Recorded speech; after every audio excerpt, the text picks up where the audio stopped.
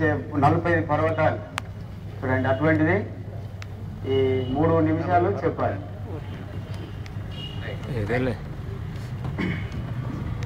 క్రీస్తు యేసు నామములో మీ అందరికి శుభములు. నా ఆత్మీయ తండ్రి ఆత్మీయ తల్లి యొక్క వివాహ 40 సంవత్సరాలు కంప్లీట్ చేసుకున్నారు. Uncle wish you happy wedding anniversary.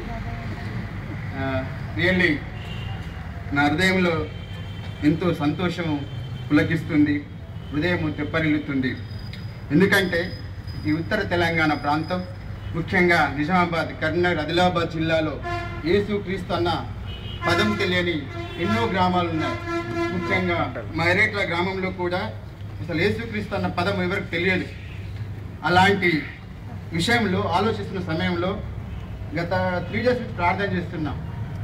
మరి మాకు మంచి ఆత్మీయ తండ్రి ఉన్నాడు, దాని కొరకు ఏం చేయాలని ఆలోచిస్తున్నప్పుడు నాకు ఒక మంచి తలంపు వచ్చింది. దాన్ని మీ ముందు ఉంచాను, ఒకసారి చదువుతాను అంతే. నేను కంప్లీట్ ఏం చెప్పాను, 3 నిమిషాలు కంప్లీట్ చేస్తాను. చాలామందికి అందుంటా అనుకుంటుంది, చూస్తూ పోండి. Happy wedding anniversary doctor PS speaker, doctor Jayaprabhavati. ఈ దేవుడు యేసుక్రీస్తు సదాకాలం మనకు దేవుడై ఉన్నాడు. కీర్తన 48:14. ఈ వాగ్దానము అంకులకి ఇచ్చాడు, దేవుడు అంకులకి ఇచ్చాడు. దాన్ని అనుసరించి దేవుడు ఎల్లవేళలా వారి కుటుంబం పట్ల ఉన్నాడు. క్రీస్తును ప్రకటించడం తమ జీవిత లక్ష్యంగా భావించి సువార్త ఎరగని ఈ ఉత్తర తెలంగాణ బీడు భూములను చిన్న మంద భయపడకు అని యేసు చెప్పిన విధంగా చిన్న మందగా 1978 ఏప్రిల్ 2వ తేదీన బేతనియాగా ఉద్భవించి ఎందరో ఆత్మీయ బిడ్డలను కని పెంచి స్థిరపరిచి అనేకులకు ఆదర్శంగా ఉన్న నా ఆత్మీయ తల్లిదండ్రులకు మేము సమర్పిస్తున్న మా కృతజ్ఞతాంజలి. ఇది మనమందరం కూడా ఇస్తున్నటువంటి కృతజ్ఞతాంజలి. మీ నమ్మకమైన పరిచర్య బీడు భూములను తిరిగి సంధించాయి. మీ కళ్ళు భవిష్యత్తులో పరిచర్య ఇలా ఉండాలని ఊహించాయి. మీ కన్నీళ్లు నశించు ఆత్మల కొరకై నిరంతరం ప్రవహించాయి. మీ చేతులు కష్టించి పనిచేసి మేము ఉన్నాము మీ కొరకని స్పర్శనిచ్చాయి. మీ కాళ్ళు సువార్తను ప్రకటనకై కష్టమనకు నడిచాయి. మీ మనస్సు సువార్త వ్యాప్తి కొరకై ఎల్లవేళలా ఆలోచించాయి. So what a great tremendous ministry కదా, ఎంత అద్భుతమైన పరిచర్య. ఈరోజు ఇంతమంది ఉన్నారు. నేను చాలా చిన్న వయసులో, దాదాపు 6 సంవత్సరాలు 7 సంవత్సరాల వయసులో చర్చి యొక్క పునాదుల్లో ఆడుకునే వాళ్ళం. నేను, కిరణ్, రాజు వీళ్ళందరం చిన్న పిల్లమప్పుడు చిన్న గుంపుగా కలిసి కూర్చునే వాళ్ళం.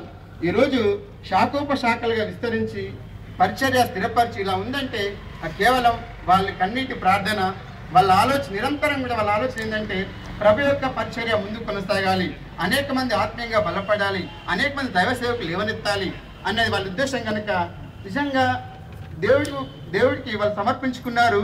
దేవుడు అద్భుతంగా పరిచయం జరిగించాడు. అది కేవలం దేవుని కృప, వాళ్ళ యొక్క ప్రయాస.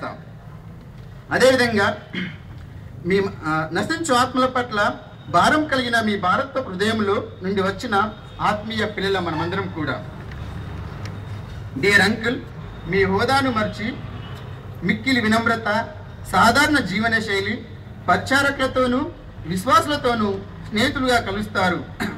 నిజంగా ఇంతకుముందు రాజదాస్ అంకుల్ చెప్పాడు కదా, ఆ తగ్గింపు జీవితం అందరికీ రాదు.